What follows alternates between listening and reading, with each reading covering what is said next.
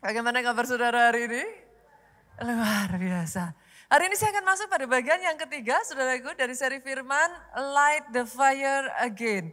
Biarlah apimu menyala kembali. Pada bagian yang ketiga ini saya akan menyampaikan satu pesan firman yang berjudul Api Pasukan Elit. Kita buka lebih dulu saudara, dari Kisah Rasul pasalnya yang ke-10. Kisah Rasul pasalnya yang ke-10 ayatnya yang pertama sampai ayatnya yang kedua. Di Kaisarea ada seorang yang bernama Cornelius. Seorang perwira pasukan yang disebut pasukan Italia. Ia saleh, ia serta seisi rumahnya takut akan Allah. Dan ia memberi banyak sedekah kepada umat Yahudi. Dan senantiasa berdoa kepada Allah. Multimedia pertahankan slide ini. Saudaraku, hari ini saya ingin membawa saudara untuk melihat kehidupan seorang yang bernama Cornelius. Siapa Cornelius? Ayat yang pertama menunjukkan bahwa dia adalah seorang perwira pasukan yang disebut pasukan Italia. Dia tinggal di Kaisarea, saudaraku. He is a centurion. Centurion itu adalah komandan pasukan yang di bawahnya membawai setidaknya 100 orang. That's him. Turun ke ayat yang kedua, saudara, dikatakan ada satu kata-kata yang simpel, ia saleh. Dari kata ia saleh ini boleh nggak saya simpulkan bahwa berarti dia anak Tuhan. Bukan hanya dia, ayat ini melanjutkan, ia serta seisi rumahnya. Kata ia serta seisi rumahnya berarti dari situ saudara bisa melihat ada effort yang dilakukan. Karena kadang hanya satu orang, yang lain enggak. Tetapi fakta bahwa di sini ditulis ia serta seisi rumahnya takut akan Allah, berarti ini satu keluarga yang devoted untuk Tuhan. Lanjut lagi mengatakan ia memberi banyak sedekah kepada umat Yahudi. Dari ayat ini kita bisa melihat, he is a giver, Pak. Dia seorang yang suka menabur. Nanti kalau saudara baca, dari Kisah Rasul 10 ini turun sampai ke bawah, ini masih sampai ayat 48, Pak. Maka saudara akan menemukan titik yang satu ini tidak hanya disebut satu kali, tetapi again and again itu diulang. Artinya ayat ini ingin menekankan kepada saudara, yes, he is a giver. Dia seorang yang suka memberi. Dan senantiasa berdoa kepada Allah. Artinya ini orang punya kehidupan doa yang kuat. Secara profesi saudaraku, dia perwira Romawi. Dia komandan pasukan, Pak. Tetapi saya percaya, izinkan saya mengatakan ini, di hadapan Tuhan orang yang satu ini pasukan elitnya Tuhan. What do you mean, Pastor? Saya akan mengajak saudara hari ini untuk melihat. Sebenarnya sebagai pasukan-pasukannya Tuhan, berapa banyak dari saudara sepakat dengan saya, saudara dan saya bukan jemaat biasa loh. Yang sepakat aminnya paling keras. Saudara ini tanpa terkecuali disebut tentaranya Allah loh. Dan sebagai pasukan, saudaraku, ternyata beda pasukan biasa dengan pasukan elit. Ada orang-orang yang di mata Tuhan dianggap sebagai pasukan elit. Apinya menyala. Pasukan elit berbeda dengan pasukan biasa. Pasukan elit punya standar kualitas di atas rata-rata pasukan biasa. Doa saya hari ini di keluarga Allah, Tuhan menemukan, menjumpai pasukan-pasukan elitnya Tuhan bangkit atas tempat ini. Aminnya boleh yang paling keras. Tepuk tangannya boleh yang paling meriah buat Yesus Tuhan kita. Itu sebabnya saya akan mengajak saudara, saya akan menarik saudara melihat apa sih yang dilihat Tuhan dari orang ini yang membuat dia begitu spesial? Ada apa dengan Cornelius ini, saudaraku? Api seperti apa sih yang menyala dalam kehidupannya? Nanti kalau saudara baca secara menyeluruh, maka saudara akan mendapat gambaran kehidupan dari seorang Cornelius. Tapi yang pertama, saya akan tarik saudara melihat di ayat yang kedua terlebih dulu. Dua kata, ia saleh. Ini kata-kata yang very simple.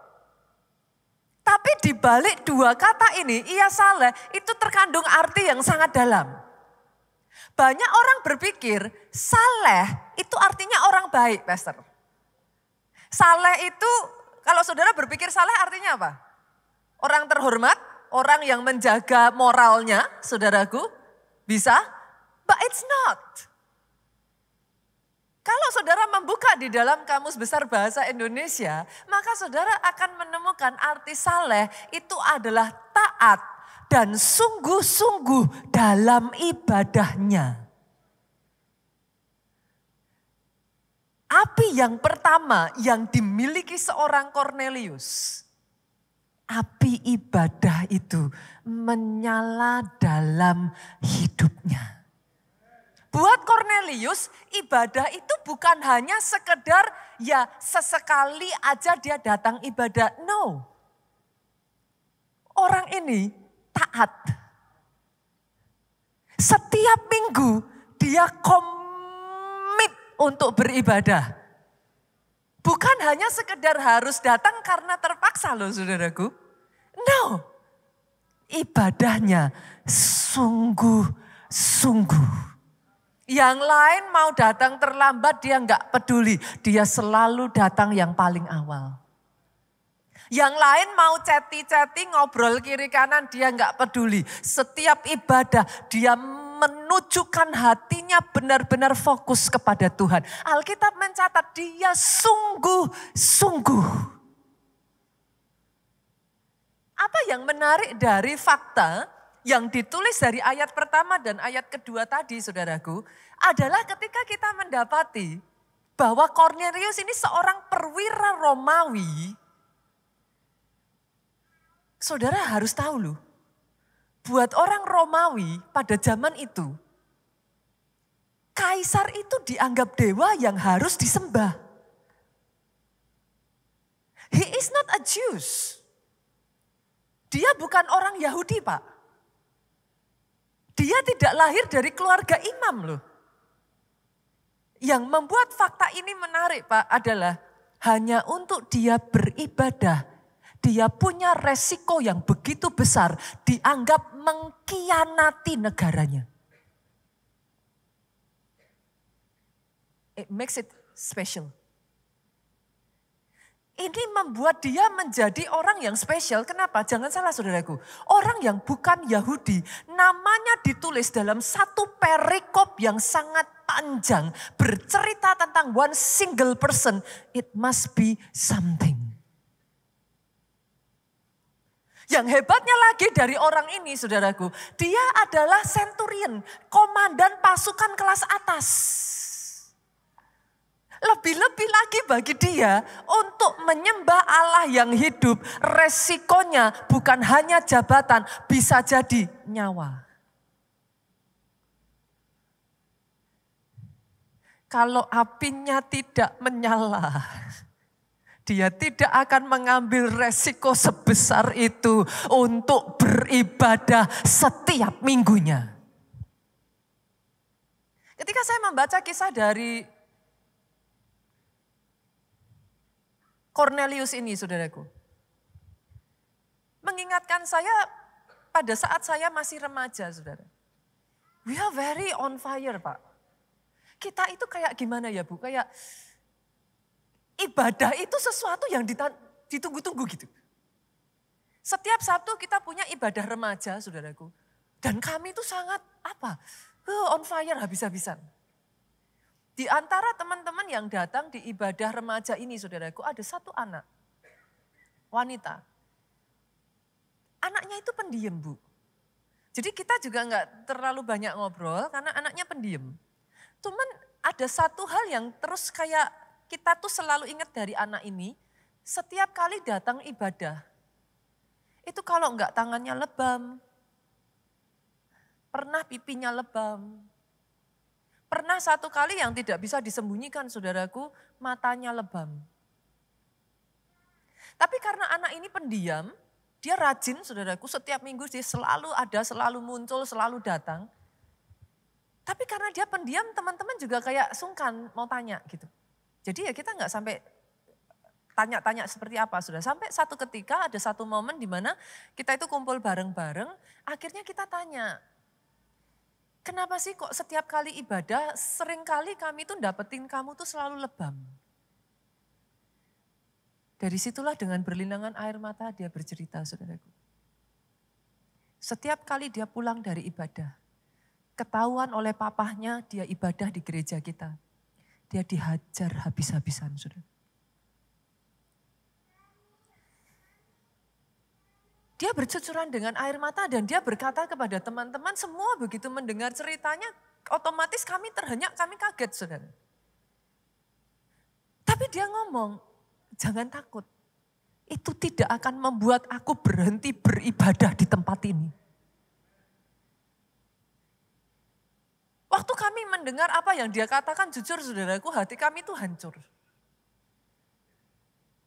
Tapi dia dengan semangat 45 justru berkata, papaku boleh menghajar aku habis-habisan, semakin aku dihajar, semakin aku akan rajin beribadah.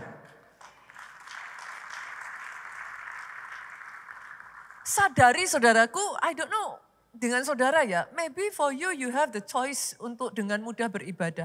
Tetapi sadari ini di luar sana ada loh orang-orang yang untuk beribadah, mereka menanggung resiko yang besar. Saudara jangan berbicara kepada saya tentang, bagian Indonesia yang nun jauh di sana ya. Maybe yang peraturannya untuk beribadah diperketat dan lain sebagainya. I'm talking about people that is close. Sekian waktu yang lalu saudaraku saya khotbah di Jogja. Come on, Jogja itu kota kan. Daerah istimewa. Itu bukan kota kecil Pak. Jogja kota yang cukup besar. Turun dari saya khotbah seperti ini, saya turun, saya menyalami jemaat, saya ketemu dengan satu orang ibu. Ibu itu mendekati saya saudaraku dan dia datang kepada saya dengan gemetaran. Dia datang dengan bercucuran air mata. Dia pegang tangan saya dan dia hanya ngomong terima kasih pastor, terima kasih pastor. Awalnya saya nggak ngerti, ibu, ya kenapa ibu? Dari situlah dia bercerita. Ternyata untuk dia beribadah di gereja kita, dia berkata, setiap kali pulang beribadah dan sampai ketahuan, dia harus sudah siap dihajar habis-habisan sama suaminya. Tapi yang membuat saya takjub, saya bilang, Bu, kalau seperti itu ibu bisa loh. Ini saya jujur nggak tega saudara. Tapi ibu ini dengan sangat tegas mengatakan, jangan harap pastor tidak melihat saya beribadah. Suami saya tahu, mau dia hajar saya, mau dia bunuh saya tetap akan beribadah. Semakin dia dilarang oleh suaminya, saudaraku. Bukannya dia nggak ibadah, ditambah porsinya ikut pondok Daud, saudara. Saya nggak habis pikir. Saya sampai bercanda sama dia, Bu, masa satu kali seminggu nggak cukup? Ini ibu tambahkan lagi, justru saya butuh kekuatan lebih, pastor. Doa saya, seisi rumah saya menerima Yesus sebagai Tuhan dan Juru Selamat. Saya tanya, terus gimana? Kalau ibu pondok Daud terus gimana? Saudara tahu apa yang suaminya lakukan? Tidak jarang karena suaminya jengkel, dihajar, diinjak, ditendang. Itu tidak berguna saudaraku. Dia celupkan suami, maaf saudaraku. Saya tahu ini it's a gruesome. Ini sesuatu yang tidak mengenakan saudaraku untuk diceritakan. Suaminya akan jambak rambut istrinya saudaraku. Dicelup-celupin ke air saudara. And it's real. Saya tidak bercerita tentang kejadian yang terjadi nun jauh di sana. Tapi saudara tahu apa yang ibu ini katakan kepada saya?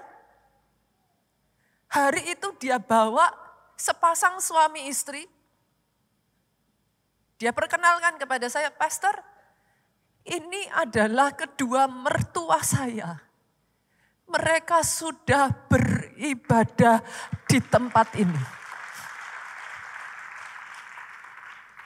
Dan setelah itu saudaraku, dia melihat ke belakang, dia tarik satu orang lagi.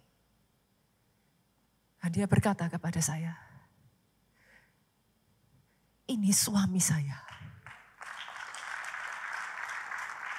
Saat ini kami bersama dengan satu keluarga kami beribadah di gereja ini. Terima kasih Pastor karena sudah memberikan kami makanan rohani yang membuat roh kami bertumbuh. Sehingga satu keluarga saya menerima Yesus sebagai Tuhan dan Juru Selamat. Tepuk tangannya boleh yang paling meriah buat Yesus Tuhan kita.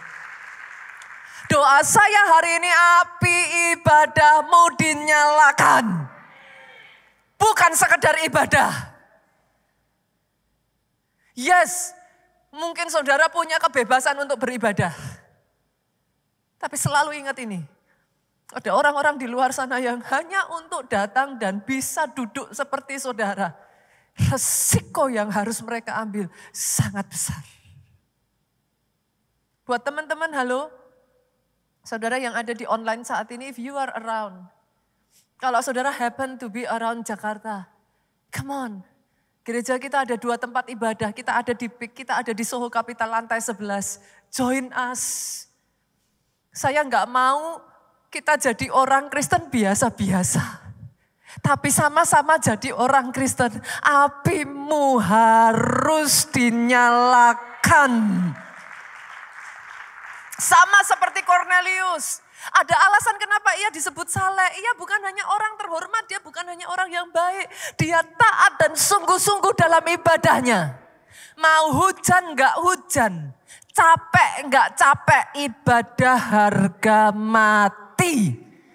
Usahakan sebisa mungkin, perjuangkan sebisa mungkin.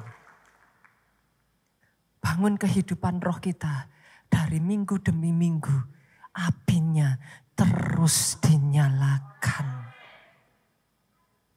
Yang kedua, saudaraku, kalau kita balik lagi dari ayat ini dikatakan Kornelius itu memberi sedekah yang sangat banyak kepada orang-orang Yahudi. Api yang kedua adalah api memberi. Ia memberi banyak sedekah kepada umat Yahudi. Dengan kata lain, saudara, boleh nggak sih saya katakan bahwa ini orang adalah seorang penabur. Dia tidak melakukan itu hanya once in a while loh. Setahun sekali. No. Kenapa saya bisa mengatakan itu, saudaraku? Sampai-sampai apa yang dia lakukan bukan hanya dicatat oleh si penulis. Tapi saya ajak saudara turun ya. Kita buka Kisah Rasul 10 tadi. Ayatnya yang keempat, saudara. Ia menatap malaikat itu, Kornelius menatap malaikat itu dan dengan takut Kornelius berkata, ada apa Tuhan? Jawab malaikat itu, semua doamu dan sedekahmu telah naik ke hadirat Allah dan Allah mengingat engkau. Bukan hanya dicatat oleh si penulis loh, saudaraku. Tapi dengan jelas ayat ini mengatakan Alkitab, malaikat yang diutus itu mengatakan lagi, saudara. Saya tuh kadang jujur bingung, saudara. Sesuatu yang membuat saya sedih gitu. Kalau enggak hati-hati, di kalangan orang Kristen sendiri ya saudara.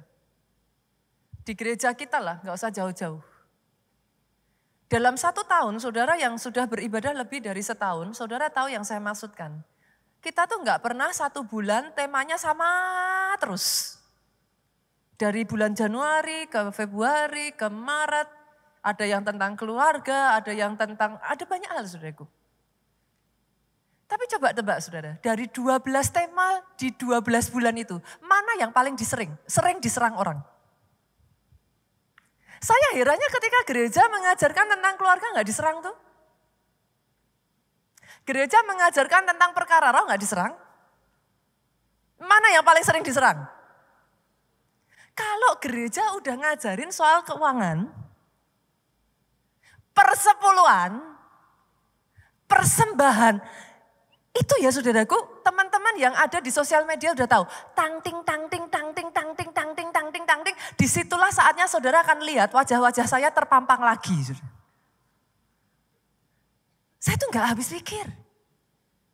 Yang membuat saya bingung, saya tuh sempat merenungkan, what's wrong with it ya? Karena sorry saudara, saya lahir dari keluarga yang sejak saya kecil, saya diajarkan orang tua saya, khususnya mami saya, sebagai devoted giver.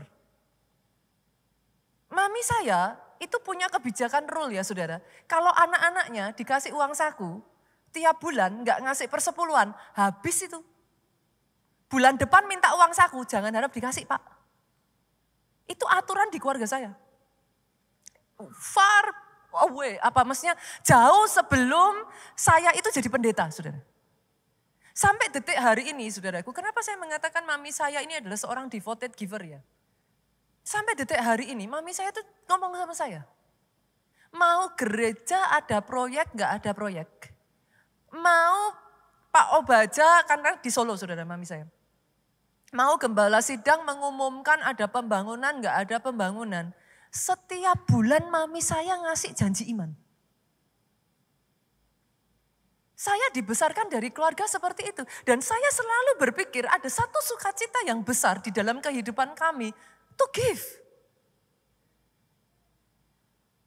Bukankah memang terlebih berkat memberi daripada menerima? Saya nggak pernah habis pikir. Coba saudara renungkan perkataan saya ini. Memangnya uang gereja dipakai untuk judi? Coba. Saya tuh kadang bingung gitu saudara. What make it? Kenapa setiap kali berbicara tentang keuangan, tentang persepuluhan, apalagi saudaraku? Apakah ada di sini yang dipaksa untuk memberikan persepuluhan? Ada yang saya cek satu-satu? Gak ada. Pertanyaan saya lagi, apakah uangnya dipakai untuk narkoba? No. Pastor, uangnya dipakai apa? Kenyataannya saudaraku, gedung ini bisa jadi adalah anugerah Tuhan. Dipakai untuk membangun rumah ibadah. Sehingga jemaat bisa beribadah dengan nyaman. Saya bersyukur ya saudaraku di Jakarta ini. Kita mengambil spirit yang ada di kota Solo. Dari gereja kita, gembala senior kita, Pastor Obaja. Solo itu kalau sudah berbicara tentang KA peduli, itu rollingannya kenceng sekali saudaraku. Ada saja kegiatan-kegiatan yang terus again and again dilakukan. Jakarta kita bersyukur kita menyusul saudara. Terus menerus kegiatan KA peduli itu digencarkan di Jakarta. Bahkan tahun ini saudara dalam waktu dekat ini saya dengan sukacita mengumumkan kepada saudara kita akan mulai membuka gerakan orang tua asuh. Ini sedang digodok saudara. Kita terus belajar dari Solo karena di Solo gerakan orang tua asuh ini sudah menjangkau sampai ratusan anak saudara. Anak-anak yang tadinya tidak punya kesempatan terbatas mereka, tetapi dari gerakan orang tua asuh banyak di antara mereka yang akhirnya mereka bisa menyelesaikan kuliah mereka dan benar-benar mereka hidup bekerja dan dari situlah mereka bisa membangun kehidupan mereka. Jakarta coming soon, Bapak Ibu, Saudara yang digerakkan, ayo join. Kenapa saudaraku? Karena yang saya tahu, kadangkala ya saudara, buat saya pribadi, ini saya bercerita saya pribadi aja ya saudara, enggak usah orang lain. Apa selalu enak toh Pak? Jadi giver. To be honest, saya berjumpa Pak dengan orang-orang yang justru orang yang saya tolong itu yang nusuk saya dari belakang.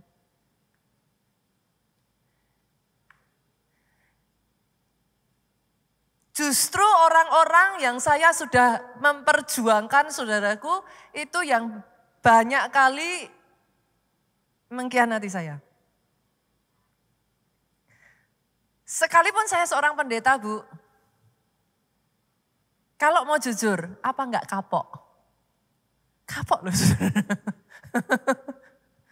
Loh, setidaknya kalau saudara tidak berbuat baik, mau ditusuk juga santai-santai aja. Tapi kalau saudara sudah melakukan sesuatu dan justru orang itu yang menusuk saudara, itu sakitnya di sini loh Pak. Ayat tadi yang kita baca tadi saudaraku, itu yang menguatkan saya sampai detik hari ini menjadi devoted giver.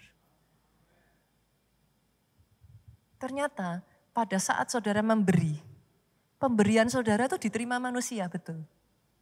Jangan salah loh. Saudara bilang memberi, mana pastor? Emangnya pastor lihat Tuhan terima? Enggak. Yang benar aja, yang terima manusia saudaraku. Yang sepakat katakan amin. Yang terima gereja, yes. Tapi ayat ini mengatakan, sekalipun yang terima manusia, sedekah itu naik ke hadirat Allah. Dan Allah mengingat engkau. Boleh nggak saya mengatakan ini Pak? Itu sebabnya, jangan pernah jadi mantan giver ya. Tidak peduli apapun yang orang di sekitar saudara lakukan, terus kerjakan yang baik buat Tuhan.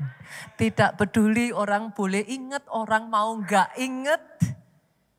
Di bawah memang manusia yang terima. Tapi itu naik ke hadirat Allah. Pada saat dia naik ke hadirat Allah, manusia boleh melupakan. Manusia boleh meninggalkan engkau. Manusia boleh mengkhianati engkau. Manusia boleh menyakiti engkau. Tuhanmu ingat akan engkau. Aminnya boleh yang paling keras. Tepuk tangannya boleh yang paling meriah buat Yesus Tuhan kita. Dan yang paling menyenangkan dari kata Tuhan mengingat engkau, every time saudara cari di dalam Alkitab, kata itu muncul, something happen. Kejadian 8 ayatnya yang pertama. Pada saat Tuhan mengingat akan Nuh, air bah surut. Kejadian 30 ayatnya yang ke-22. Pada saat Tuhan mengingat akan Rahel, dibukalah kandungannya. Keluaran saudaraku, pasalnya yang keberapa? Saya mungkin gak ingat keseluruhan saudara. Keluaran pasalnya yang ke berapa ya saudara? Coba saya cek dulu ya saudaraku. Keluaran pasalnya yang ke-6 ayat 5 sampai 6. Pada saat Tuhan mengingat bangsa Israel, dikirimlah 10 tulah yang membuat bangsa itu bebas. Cek aja, saudara cek aja, nanti saudara tulis gitu ya. Kata mengingat. Di setiap kali Tuhan mengingat, something happen. Oh, ini yang membuat saya ya saudaraku terhibur. Saya belajar. Ketika saya menabur, ketika saya memberi, saya belajar. Biarlah taburan itu naik di hadapan Tuhan. Manusianya mau seperti apa kita nggak pernah bisa kontrol saudara. Bagian kita, kerjakan yang terbaik aja buat Tuhan. Karena ada momen-momen di dalam kehidupan ini ya saudaraku. Di saat dimana engkau begitu membutuhkan, Dia ingat. Api yang kedua yang luar biasa dari orang ini. Api penabur itu, jiwa seorang penabur itu ada atas hidupnya. Saya berdoa loh di keluarga Allah ini saudaraku. Ada orang-orang yang senantiasa kalau Tuhan suruh tabur ke sini, tabur saudara. Tolong orang itu, tolong. Saya ngerti kok saudara, I really know. Jujur for some time ya saudara, saya itu bergumul di dalam hal itu. Ada kalanya tuh kayak apa sih, give up aja ya Tuhan. Udahlah gak usah yang aneh-aneh. Malah lebih sakit loh.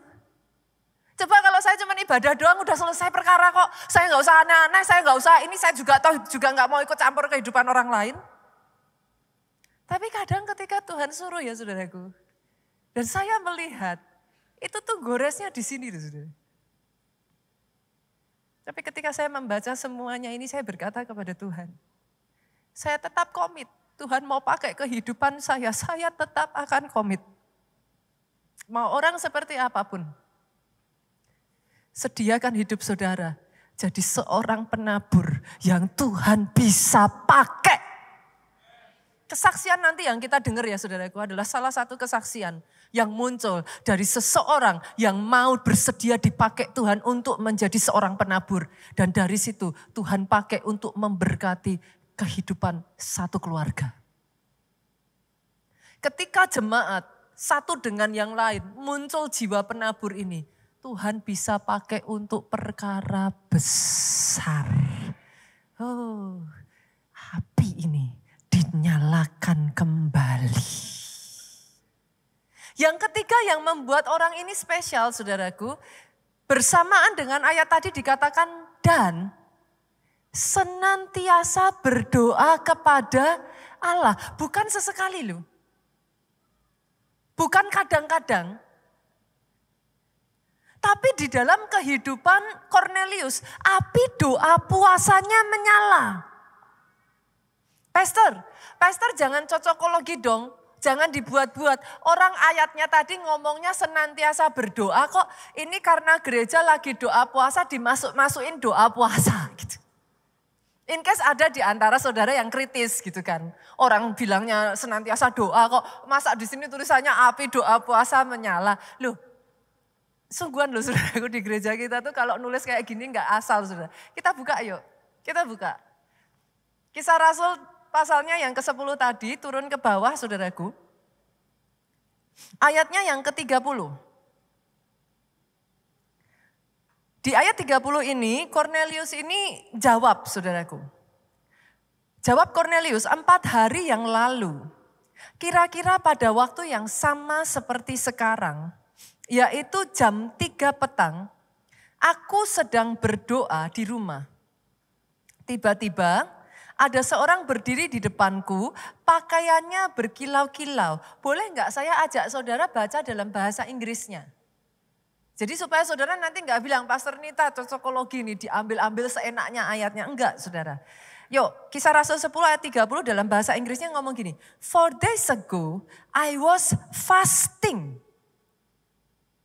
Until this hour. Fasting artinya apa Bapak Ibu? Berarti saya nggak cocokologi ya. Nggak asal ngawur ngambil ayat ya. Jadi ayat ini di dalam bahasa Inggrisnya dikatakan sampai detik ini Cornelius ngomong aku doa puasa. And at the 9 hour I pray in my house. Nah saya jelaskan boleh Bapak Ibu. Ini just buat saudara nanti bisa dapat gambaran. Orang Israel itu membagi doa mereka itu tiap 3 jam. Dimulai dari jam 12 malam saudaraku itu berjalan. Jam 3, jam 6, jam 9, jam 12. Nah the 9 hour itu jatuhnya jam 3 sore. Mereka mempercayai bahwa itu adalah momen di mana divine encounter itu terjadi. Fakta bahwa ditulis di sini at the 9 hour artinya Cornelius ini adalah seorang devoted prayer. Dia punya kehidupan doa yang sungguh-sungguh dia ngerti yang dipercayai di orang Yahudi. Saudara. Nanti kalau saudara cari namanya mincah. Itu the 9 hour. Di setiap jam 3 sore mereka mempercayai bahwa kalau mereka berdoa di jam itu divine encounter itu terjadi. Dan memang ayat ini berkata tepat justru di saat dia berdoa di mincahnya itu saudaraku. Dan dia berpuasa itu apa? Gerbang roh itu terbuka. Dia mendapat penglihatan, saudara. Behold, a man stood before me in bright clothing. Dia dapat sebuah penglihatan, Tuhan suruh dia untuk utus orang cari Petrus. Lucunya, saya bukakan ya. Saya ajak saudaraku supaya saudara bisa mengerti. Ayatnya yang ke-9. Kisah Rasul, pasalnya yang ke-10, ayatnya yang ke-9. Nah, keesokan harinya ketika ketiga orang itu berada dalam perjalanan dan sudah dekat kota Yope. Jadi orang suruhannya Cornelius ini sudah dekat. Lihat ini saudara, kira-kira pukul 12:30 hari. Naiklah Petrus ke atas rumah untuk berdoa. Saudara masih ingat yang tadi saya katakan? Tiap 3 jam. Siklus yang sama ini saya lihat dilakukan hamba-hamba Tuhan di Nigeria. Dulu saya nggak nangkep, saudara. Tapi mereka mempelajari ini. They believe di jam 12 itu ketika mereka berdoa, itu mujizat, itu terjadi.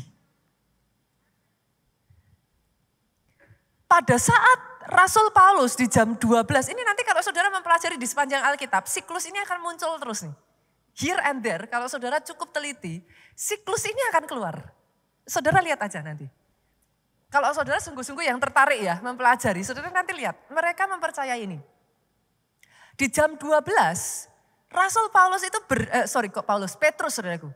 Dia naik ke atas rumahnya berdoa dan di situ dia dapat penglihatan. Dia dapat penglihatan saudaraku, sesuatu yang bagi dia gak masuk akal. Dia disuruh waktu itu makan, saudara nanti baca ya. Nanti baca di rumah aja keseluruhan dari kisahnya. Dia disuruh makan makanan yang menurut dia gak halal gitu. Saudara harus ingat ya, pada saat itu mereka masih memegang itu ya saudara. Nah singkat cerita saudara, saya tarik lagi ya, boleh ya. Saya tarik lagi. Di ayatnya itu dia dapat penglihatan. Ayat 17 ngomong gini, Petrus bertanya-tanya di dalam hatinya, dia tuh bingung ini penglihatan mau ngapain ya.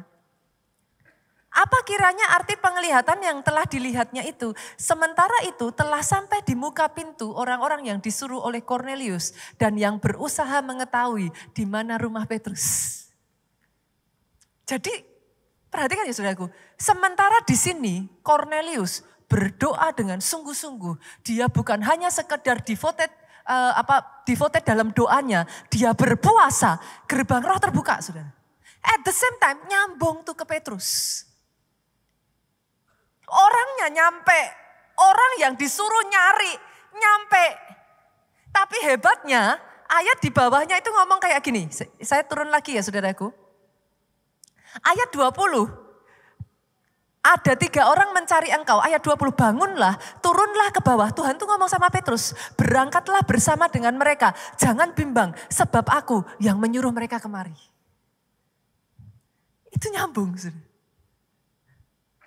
Sadarkah saudara, sama-sama jadi orang Kristen. Jangan hanya asal ibadah, jangan hanya jadi orang Kristen. Yang engine yang menyala dalam dirimu, hanya engine tubuh dan engine jiwa. Rugi. Karena ketika kau nyalakan engine rohmu, so much di dalam perkara roh, itu Tuhan bisa kerjakan yang mind blowing dan saudara tidak pikir itu bisa terjadi. Itu momen saudaraku, di mana segala sesuatu, langkah-langkah saudara itu seperti kayak enggak sadar tapi diatur satu-satu. Saudara itu kayak ditemukan dengan orang yang tepat. Saudara kayak tadinya pintu tertutup. Itu pintu tuh kayak tak, tak, tak, tak, tak. Semakin saya menghidupi itu saudaraku. Semakin saya amazed. Dan saya gak mau keluar dari situ. Karena everything itu seperti sudah ditata. Apa yang kita pikir di sini itu sudah way back di setting Tuhan satu persatu loh. Itu sebabnya firman Tuhan berkata, langkah kaki orang benar diatur oleh Tuhan. Kobarkan api doa puasa.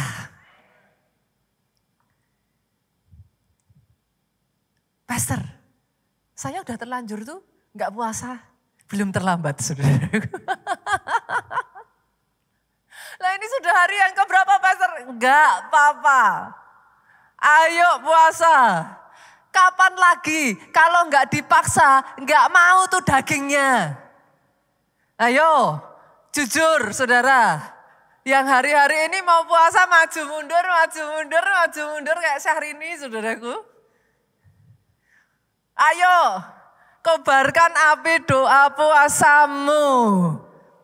Paksa diri, yes. Nggak ada orang yang langsung seneng puasa. Jujur kalau mau ngomong, pasti kalau mau puasa rasanya tuh kayak somehow saudara. Ketika saudara berpuasa ya, pendengaran dan penciuman saudara itu menjadi lebih sensitif saudara.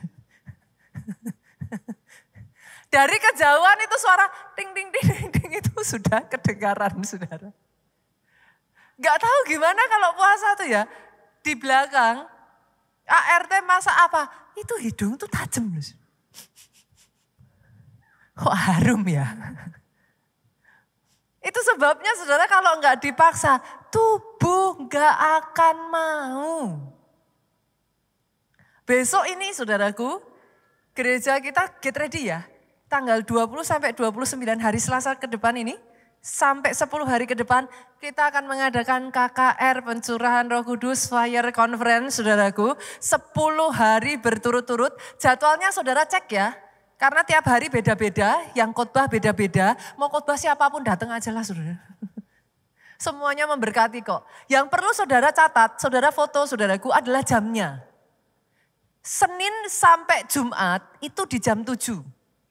Sabtu di jam 5 sore, hari Minggu full seperti biasa. Jadi jangan salah ya, Senin sampai Jumat di jam 7. Hanya hari Sabtu itu di jam 5 sore. Lalu kemudian hari Minggu full. Di Soho Capital saudaraku, diadakannya most 10 hari ini ada di PIK. Tapi di hari Minggu Soho Capital dan PIK berjalan. Plus tanggal 29 itu kenaikan, sekarang udah enggak Isa Al-Masih kayaknya ya, sudah diganti ya. Nah, kenaikan Tuhan Yesus Kristus saudaraku.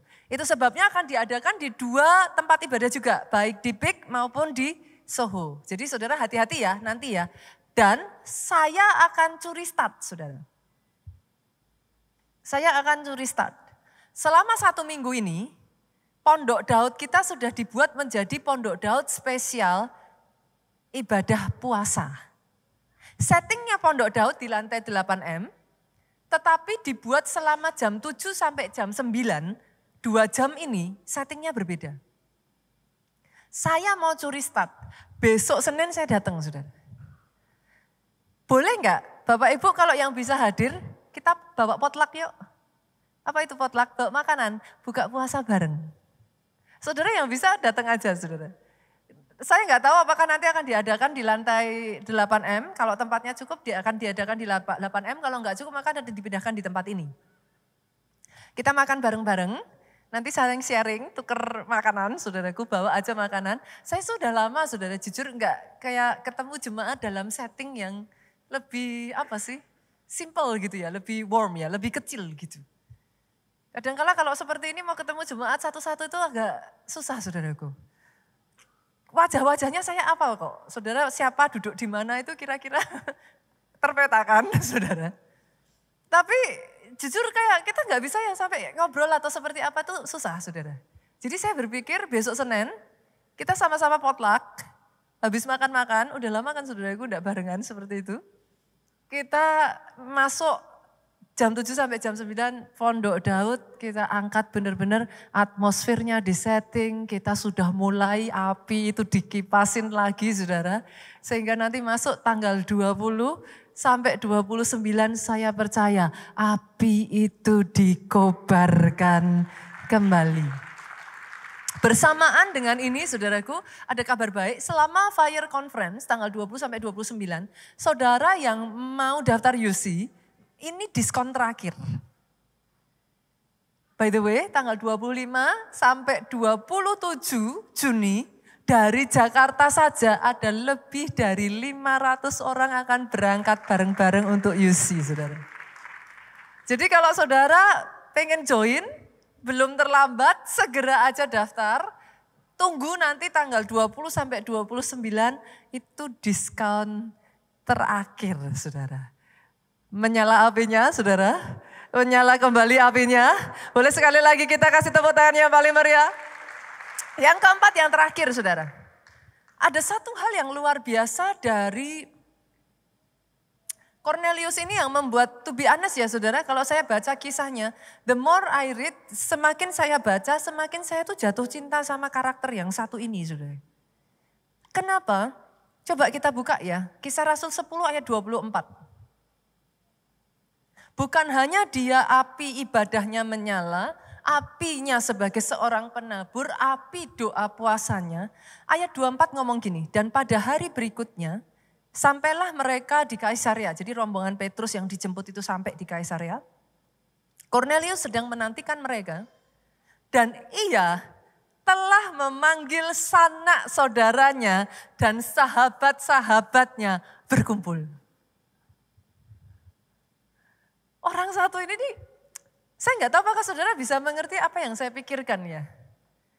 Ini orang bukan orang Yahudi. Ini bukan apa ya saudaraku, dari keluarga imam aja enggak. Apa kurang resiko sih dia beribadah tiap minggu itu? Dia ibadah tiap minggu saja itu resikonya udah gede sekali gitu. Ini boro-boro dia ibadah tiap minggu. Dia sekarang ngajain rekan sekerjanya satu-satu. Itu resikonya tambah gede. Tapi berapa banyak yang setuju dengan saya? Orang kalau apinya sudah menyala, gak bisa di stop loh. Orang yang apinya menyala, kemanapun saudara pergi, entah gimana mulut ini tidak bisa berhenti menceritakan tentang Yesus. Kalau saya berdoa ya api seperti ini dikobarkan. Jangan hanya jadi orang Kristen biasa-biasa. Karena kalau nggak hati-hati ya saudaraku, banyak orang akan mengatakan seperti ini, pastor, kalau yang begini-begini itu tugasnya pendeta. Halo, ini orang bukan Yahudi, dia itu kepala pasukan. Orang sibuk bu. Udah sibuk beresiko dirinya sendiri jabatan, masih ngajak orang resiko double. Tapi begitu dia tahu saudara, Rasul Paulus akan datang, dia tuh gak berpikir tentang dirinya sendiri. Dia langsung mikir, siapa yang bisa aku tarik? Dia ajak tetangganya, dia ajak serabatnya, dia ajak bawahannya, dia ajak orang-orang rekan koleganya saudaraku. Dan hari itu Alkitab mencatat terjadi KKR besar-besaran.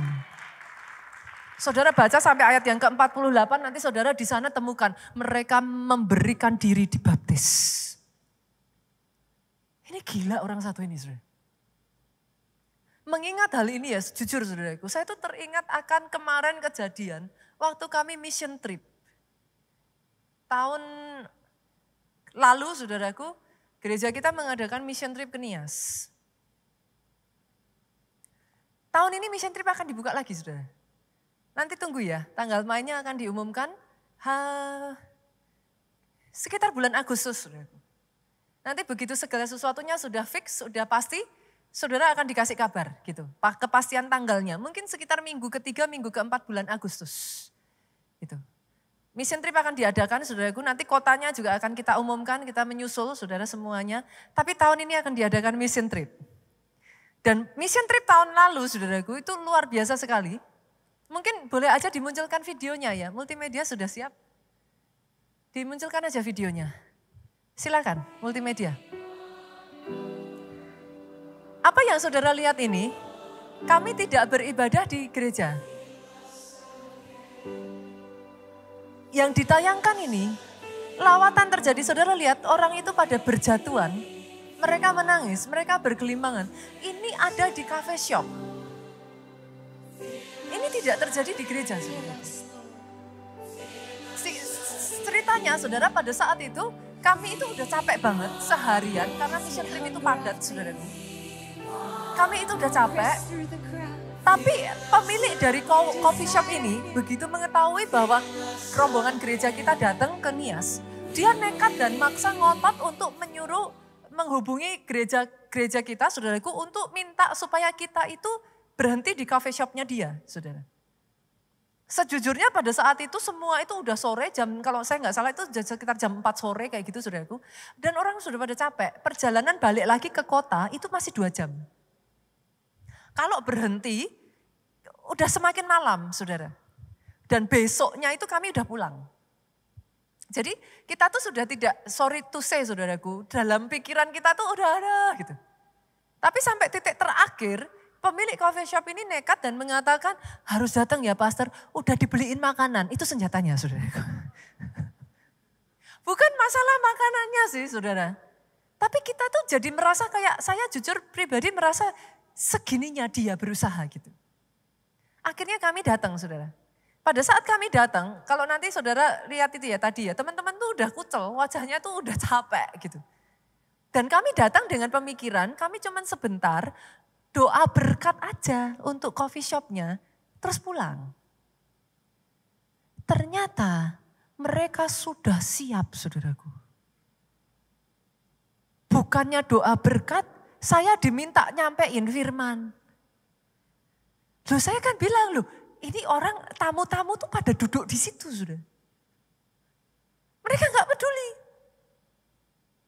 Saya nyampein firman, setelah nyampein firman, orang berbondong-bondong maju ke depan, jongkok nangis KKR di coffee shop, saudara. Itu saya tuh sampai, saya sendiri bingung, saudara. Karena jujur, badan gak bisa menipu, sudah teler, saudara. Tapi itu teman-teman ya melihat orang-orang datang berbondong-bondong, jongkok nangis. Didoakan, kita tuh berpikir didoakan ya sudah didoakan. Saudara aja di sini kadang didoakan masih gini kok. Kuda-kudanya kencang. Orang kadang tuh saya gemes deh. Saudara kenapa sih, apa takutnya? Ini karpet saudara, jatuh takut apa? Itu udah sampai kayak pohon gini nih, tapi masih gitu. Itu teman-teman di sana ya saudara. Kami tuh bahkan gak berpikir mau doain lawatan. Doa tuh cuman gini, buk jatuh sendiri. Satu demi satu mereka nangis. Hari itu, cafe shop itu, hadirat Tuhan. Itu sampai teman-teman yang tadinya tidak siap, mereka ikut nangis, banjir air mata, semuanya tidak menyangka. Itu justru dipakai jadi satu momen. Kobaran api itu dinyalakan kembali. This is my point, Bapak Ibu. You live in Jakarta. Kota di mana di tempat ini begitu banyak pilihan gereja. Tapi kalau enggak hati-hati ya, saudara itu jadi apa? Di sana. Mereka haus dan lapar. Mereka enggak punya pilihan. They want it so bad. Kadang kita punya loh banyak, tapi enggak dihargai. Doa saya hari ini ya, api roh itu dinyalakan kembali. Saudara bisa merasakan sementara saya menutup firman ini ya. Pemain musik worship leader boleh maju ke depan. Api itu dikobarkan lagi. Jangan puas yuk jadi orang Kristen biasa-biasa. Saya menantikan cerita-cerita seperti ini terjadi di Jakarta. Di tempat kerjamu. Somehow engkau ketemu orang. Entah bagaimana engkau cuma pegang tangannya, engkau doakan. Tapi di situ Tuhan jamah hatinya. Entah bagaimana engkau ketemu by chance, Tuhan tunjukkan. Itu sebabnya boleh gak saudaraku? Bukan cuman kalau Tuhan suruh saudara nabur. Tapi kalau Tuhan suruh saudara dekati seseorang untuk doakan. Boleh gak belajar taat? Beberapa waktu yang lalu saya menyampaikan firman tentang ini loh. Jangan jadi orang Kristen yang terlalu susah buat saudara untuk taat. Jangan jadi orang Kristen yang terlalu susah dipakai Tuhan. Disuruh nabur gak mau, disuruh doain gak mau, disuruh apa-apa gak mau. Repot. Sampai-sampai di dalam beberapa kisah, kadangkala saya dengar kisahnya takjub, tapi at the same time sedih. Kenapa sih Tuhan gak pakai kita aja? Tuhan sampai harus menampakkan dirinya sendiri loh. Saking manusianya diutus gak mau. Hari-hari ini Tuhan mencari orang-orang saudaraku yang mudah buat Tuhan pakai saudara, mudah untuk taat. Simple gak apa-apa. Saudara aja, nanti orangnya, pastor gimana kalau nanti orangnya gak ini, nanti kalau orangnya gak itu urusan Tuhan dengan orang itu. Tapi bagian saudara gak susah, cuma ngajak. Pastor nanti gimana kalau ditolak? Belum juga dijawab. Ya sudah kalau ditolak mau apa? Tapi setidaknya kau katakan terlebih dulu. Kau ajak terlebih dulu, kau usahakan terlebih dulu. Why? Kenapa? Kadangkala kalau nggak hati-hati, banyak mulut orang Kristen yang sudah terlalu kaku untuk dibuka. Menceritakan Injil keselamatan. Saya tantang kembali saudaraku. Di keluarga Allah ini, saya berdoa kisah-kisah seperti ini bermunculan lagi. Kisah-kisah seperti ini kembali didengungkan. Kisah-kisah seperti ini kembali disaksikan. Orang-orang di sekelilingmu dimulai dari keluargamu. Sama seperti Cornelius saudaraku. Apakah menurut saudara sebuah kebetulan dicatat di sana ia dan serta seisi rumahnya? No. Cornelius ini orang yang tahu. Kenapa saudaraku? Dia seorang tentara. Pada saat rakyat biasa disandera, tentara harus siap menyelamatkan. Cornelius ini membawa prinsip yang dia pakai di ketentaraannya, di dalam kehidupan rohaninya. Sebagai seorang tentara, dia harus berani berdiri membela negara, membela rakyat-rakyatnya. The same principle dia pakai sebagai tentara pasukan elitnya Tuhan, dia harus siap berdiri. Untuk membawa orang-orang yang terhilang kembali kepada Bapa.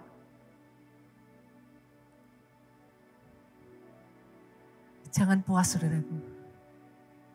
Jangan nyaman. Api itu harus dinyalakan. Bangkit berdiri jemaat Tuhan. Datang di hadapan Tuhan.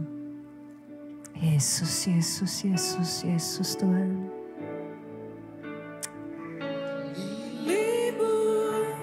Bagian yang terbaik selamanya tak akan terganti. Momen yang paling indah saudaraku. Justru adalah momen di mana apimu itu, cinta mula-mulamu itu menyala kembali. Jemaat yuk. Mengiringmu bagian yang terbaik selamanya tak akan terganti. Come on, come on. Tidak akan kami lepaskan. Tidak akan kami tukar dengan apapun Tuhan.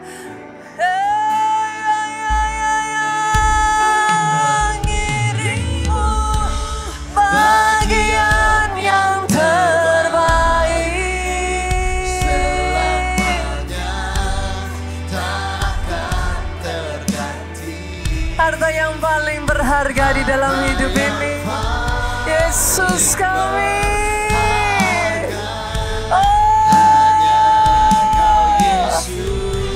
Dan terakhir saudaraku katakan, mengiringmu bagian yang terbaik selamanya tak akan terganti. Api itu dinyalakan kembali, api itu dikobarkan kembali. Yes. Hanya Kau Yesus selamanya, harta yang paling berharga, hanya Kau Yesus selamanya, harta yang paling berharga, hanya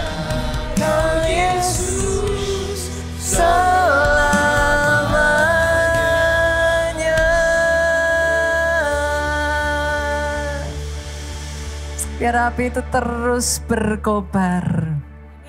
Api ibadah. Tidak hanya sekedar beribadah. Tapi ibadah yang menyala. Api penabur. Kapanpun dimanapun siap dipakai Tuhan menjadi alat untuk pelebaran kerajaanmu, alat untuk menyatakan kasih-Mu, alat untuk memberkati orang-orang di sekeliling kami. Amin. Api doa puasa. Amin. Dibawa next level, saudara. Jangan hanya sekedar jadi orang Kristen biasa. Tapi satu demi satu di dalam doa puasa, karunia demi karunia, gift upon gift, itu dinyalakan, dikobarkan. Dan api selamatkan jiwa.